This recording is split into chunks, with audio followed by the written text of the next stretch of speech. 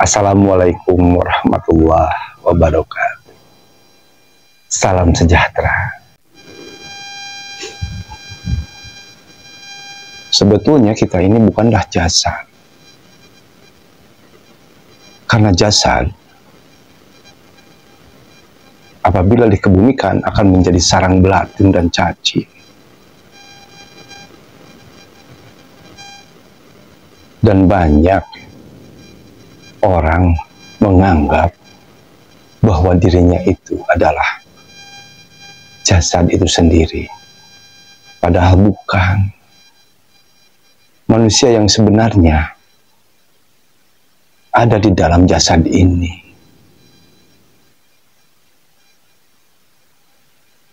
Makanya kenalilah diri kita yang sebenar-benarnya.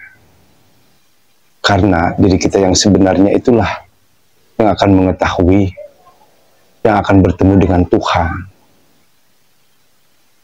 Kalau kita tidak tahu akan Tuhan, mau pulang kemana? Terus amalan-amalan ibadah kita di dunia ini mau dibawa kemana?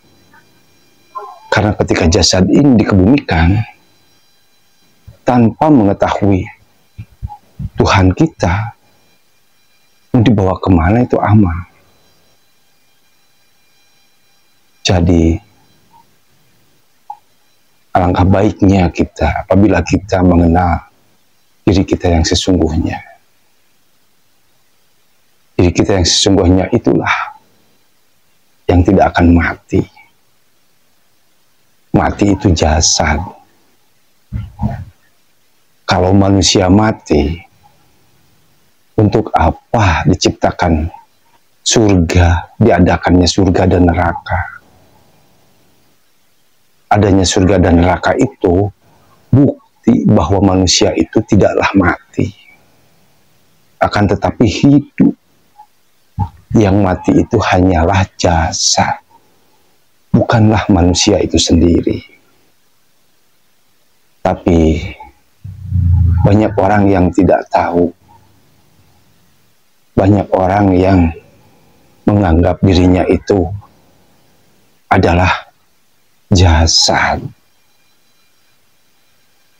Makanya ketika seseorang menganggap jasad itu adalah miliknya, maka akan timbul sifat bangga. Bangga akan ketampanannya, bangga akan kecantikannya. Parahnya lagi, sombong akan dirinya sendiri. Parah. Jadi, kita wajib mengenal Tuhan itu sendiri. Nah, sebelum kita mengenal Tuhan, kita harus mengenal diri yang sejati. Karena diri yang sejati itulah yang akan membawa kita kepada Tuhan. Dan sebenarnya, pikiran itulah yang melekat kepada jasad. Karena ketidaktahuan kita sendiri, sejak kecil kita dididik oleh lingkungan bahwa jasad itu adalah diri kita, padahal bukan. Pikiran itulah yang melekat kepada jasad, menganggap jasad itu adalah dirinya, padahal bukan sama sekali. Kalau kita tidak tahu yang disembah, terus dalam ibadah nyembah apa? Kebanyakan orang menyembahnya konsepsi, hanya konsep pikirannya sendiri, atau bisa disebut produk pikiran. Kok bisa-bisanya tidak tahu dengan yang menciptakan kita? Padahal dalam rukun Islam itu syahadat. Paling awal, nomor satu. Arti syahadat itu sendiri menyaksikan. Dan menyaksikan itu sama dengan melihat atau mengetahui. Barulah adanya sholat, karena Rasulullah pun seperti itu. Menyaksikan dulu Tuhannya, baru sholat. Atau yang disebut mi'raj. Tanpa kita menyaksikan, ya dusta namanya. Mau ingat apa? Sedangkan dalam ibadah itu kan ingat kepada Tuhan. Terus kalau kita tidak bertemu, tidak menyaksikan dahulu, mau ingat seperti apa? Mau bagaimana mengingatnya? Beda bro, antara mengingat dengan mengucap. Mengucapkan itu gampang. Mengucap itu hanya diomongkan, berbicara dengan bibir, itu mengucap, ngomong, bercerita. Tapi kalau ingat itu beda lagi. Ingat, syaratnya harus bertemu dulu dengan yang diingat, baru afdol. Itu namanya ingat. Ingat itu adanya di dalam. Dan mengucap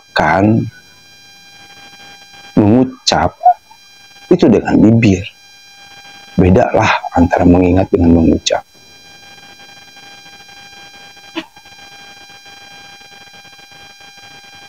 Jadi,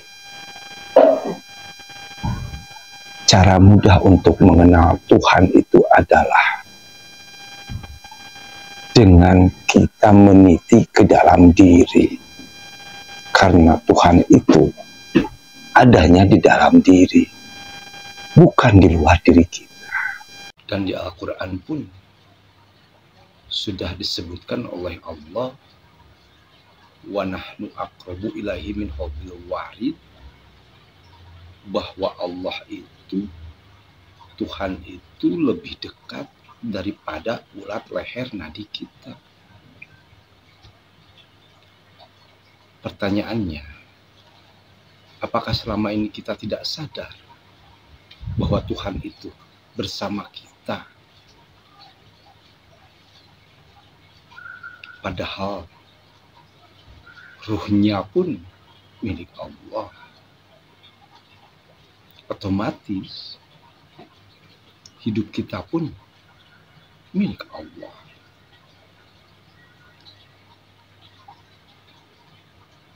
Kenapa kita tidak sadar, tidak menyadarinya?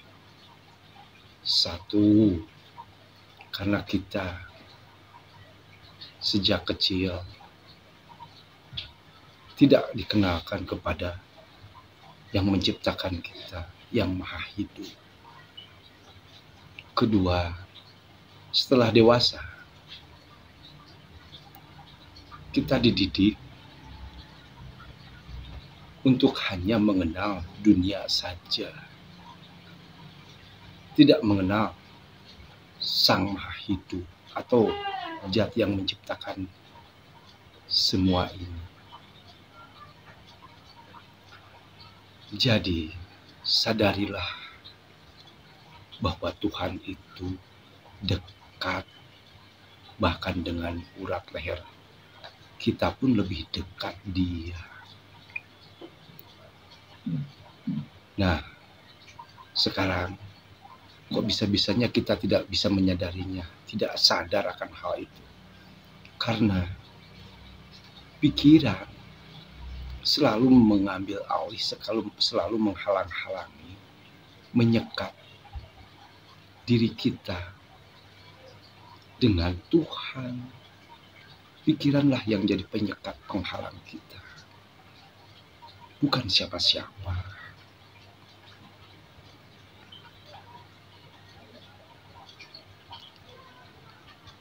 Wajar kalau orang menganggap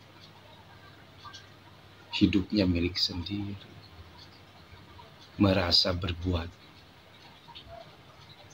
ibadah, bisa beribadah, bisa merasa berbuat baik. Padahal Tuhan itulah semua yang berbuat.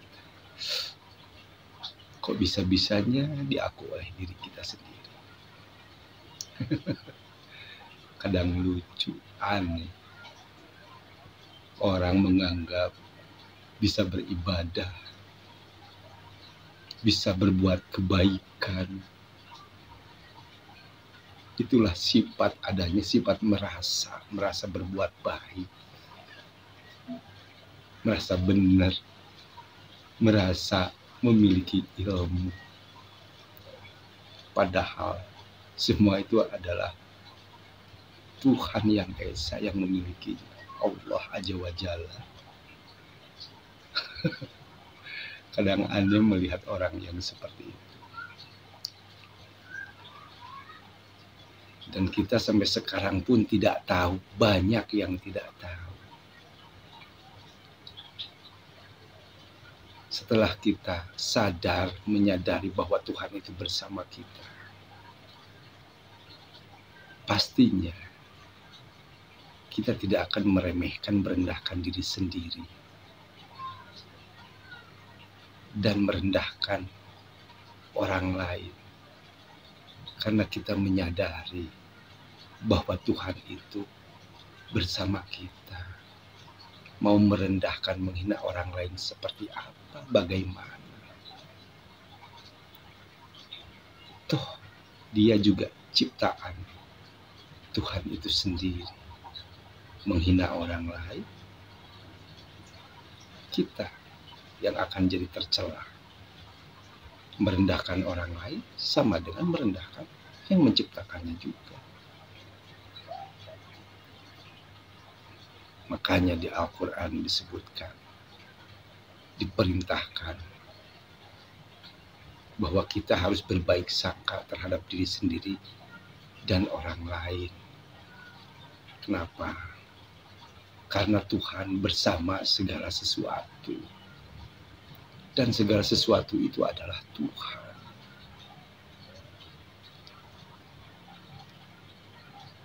Mudah-mudahan kita bisa memahaminya.